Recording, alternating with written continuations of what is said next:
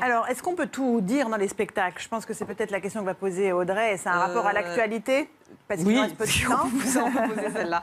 Oui, non, évidemment, on pense à l'affaire Dieudonné et on aimerait avoir votre réaction sur tout ce qui se passe là. Non, mais je pense que sur scène, pour moi, le vrai espace de liberté, c'est la scène. Parce que, comme on disait, pendant 2 heures, on est avec le public, on peut aller beaucoup plus loin dans les sujets et on peut parler de tout en allant super loin. Et moi, c'est ce que je fais dans le spectacle. Je pense qu'après, tout le monde peut le faire. Après, ça dépend comment on le fait. Et aussi, ça dépend du moyen de communication. Ce qui est compliqué quand on est humoriste, c'est quand on prend des extraits, on les sort du spectacle et on les montre à la télé. Parce que le rapport... un humoriste, selon vous? Moi, je n'ai pas à juger un autre humoriste. Parce Donc que... vous le considérez comme un humoriste? Bien sûr, forcément. Après, moi, je n'ai pas à rentrer dans le débat de est-ce que ce qu'il fait c'est bien ou ce qu'il fait c'est pas bien. Je vais juste le juger par rapport à l'actualité. L'actualité, moi, je vois quoi? Je vois un ministre de l'Intérieur qui, normalement, ses prérogatives, c'est quoi? Assurer la sécurité des Français. On voit que les gens sont en galère. Hausse des cambriolages, hausse des attaques à la personne. Pour moi, c'est un petit peu un stratagème de diversion, un écran de fumée. Donc il ne faut pas interdire les spectacles de Dieudonné? C'est...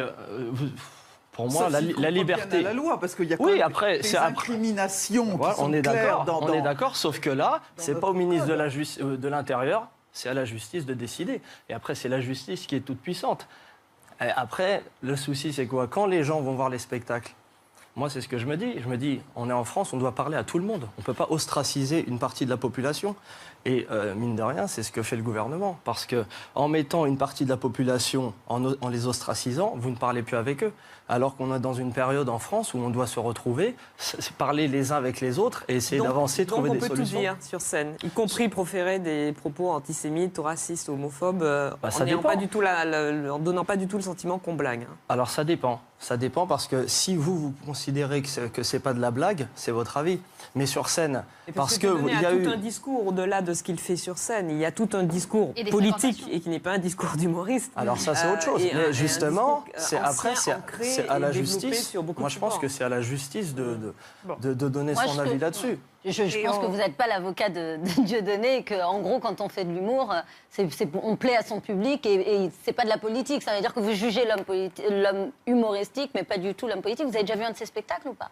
Moi, à l'époque, j'ai vu le divorce de Patrick, mais bon, moi, ça fait un moment. Après, quand on regarde des vidéos sur Internet, le talent est indéniable.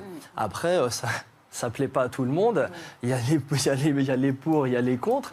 Et après, chacun il trouve son Allez, on va continuer le truc. cours de notre émission. Et chacun doit avoir son avis.